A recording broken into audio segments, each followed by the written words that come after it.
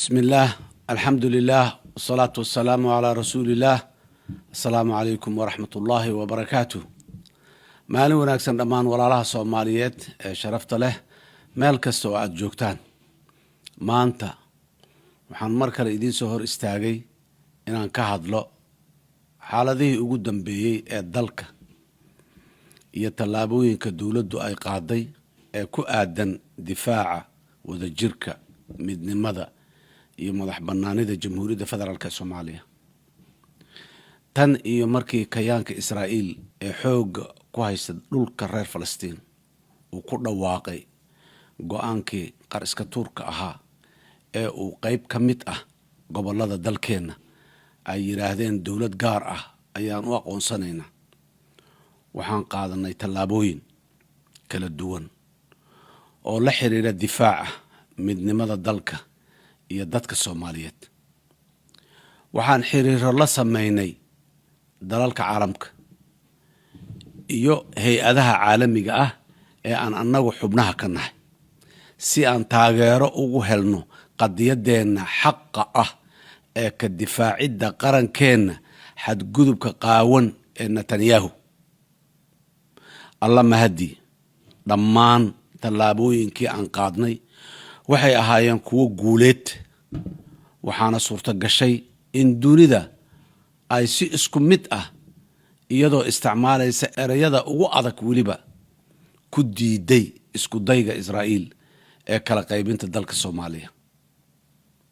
sidoo kale waxaa lagama maarmaan noqotay inaan qaadano go'aano taabanaya heshiisyadii nagala dhaxeeyay dalalka qaarkood oo aan u aragnay in aysan u adeegayn midnimada dalka, dadka iyo dawladnimada Soomaaliya. sida aad ka warqabtaan, shalay oo ay taariikhdu ahayd 12 January 2026 golaha wasiirada dawladda federaalka Soomaaliya ayaa go'aamiyay in la buriyo dhammaan heshiisyadii dawladda federaalka Soomaaliya la gashay dawladda isu tagga Imaaraadka Carabta oo ay ku jiraan kuwa quseeya kaabayaasha dhaqaalaha, amniga iyo difaaca laba geesoodka ah ee ku xusan go'aanka golaha wasiirada ka soo baxay shalay. waxaa hubaal ah in dad badan isweydiinayaan maxaa keenay in dawladdu buriso heshiisyadaas ay kula jirtay dawladda isu tagga Imaaraadka Carabta. waxaan rabaa in aan dadka Soomaaliyeed u caddeeyo in dawladda Imaaraadka Carabta aan la lahayn xiriir wanaagsan oo dhankeena aan u galnay si niyad samaan ah oo qalbi furnaan ah. nasiib darro, dawladda isu tagga Imaaraadka noolama dhaqmin sidii dawlad mid ah oo madax bannaan.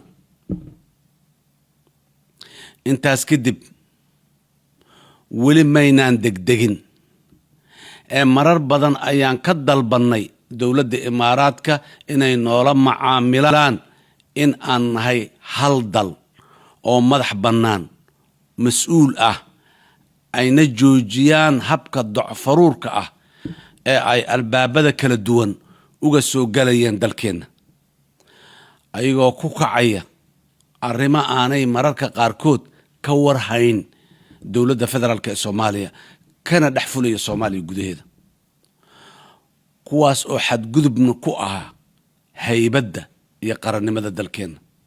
ka baaraan degid dheer iyo qiimeyn badan kadib waxaa qasab noqotay in aan qaadanno go'aanadii shalay soo baxay ee lagu baabi'iyey heshiisyadii nagala dhaxeeyay dawladda Imaaraadka Carabta.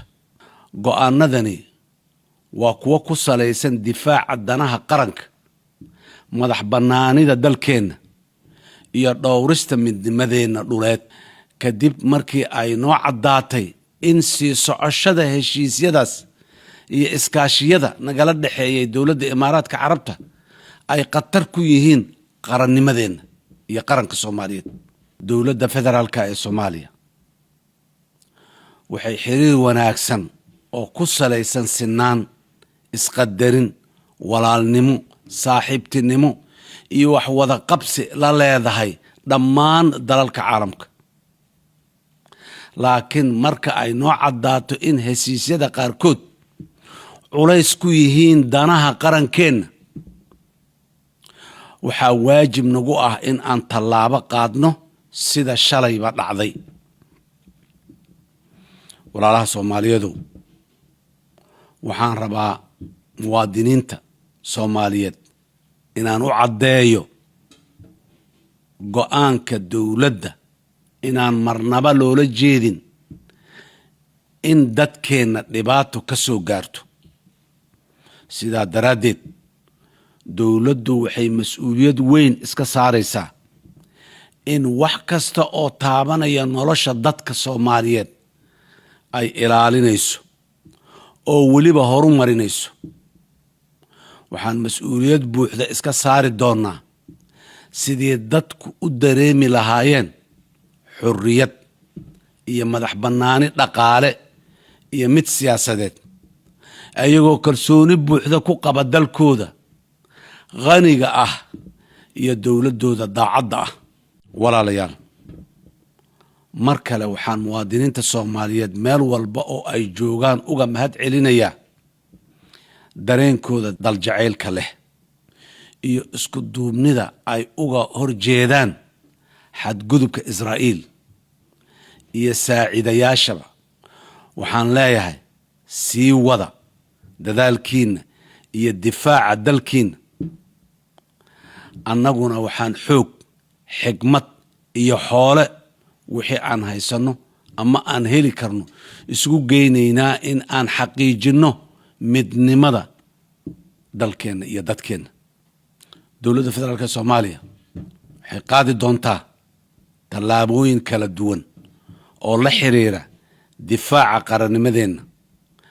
mana jirto cid looga haybaysanayo arrinta difaaca iyo midnimada qaranka. mar kale waxaan ku celinayaa oon cod dheer ku leenahay, Soomaaliya Soomaali baa leh. bismi illaah, alxamdu lilah, wasalaatu wasalaamu calaa rasuulillaah. assalaamu calaykum waraxmatullaahi wabarakaatuh. maalin wanaagsan dhammaan walaalaha Soomaaliyeed ee sharafta leh meel kasta oo aad joogtaan. maanta waxaan mar kale idiin soo hor istaagay inaan ka hadlo xaaladihii ugu dambeeyey ee dalka iyo tallaabooyinka dowladdu ay qaaday ee ku aadan difaaca wadajirka, midnimada iyo madax bannaanida Jamhuuriyadda Federaalka Soomaaliya. tan iyo markii kayaanka Israa'iil ee xoogga ku haysta dhulka reer Falastiin uu ku dhawaaqay go'aankii qariska tuurka ahaa ee uu qayb ka mid ah gobollada dalkeenna ay yidhaahdeen dowlad gaar ah ayaan u aqoonsanaynaa, waxaan qaadanay tallaabooyin kala duwan oo la xiriira difaaca midnimada dalka iyo dadka Soomaaliyeed.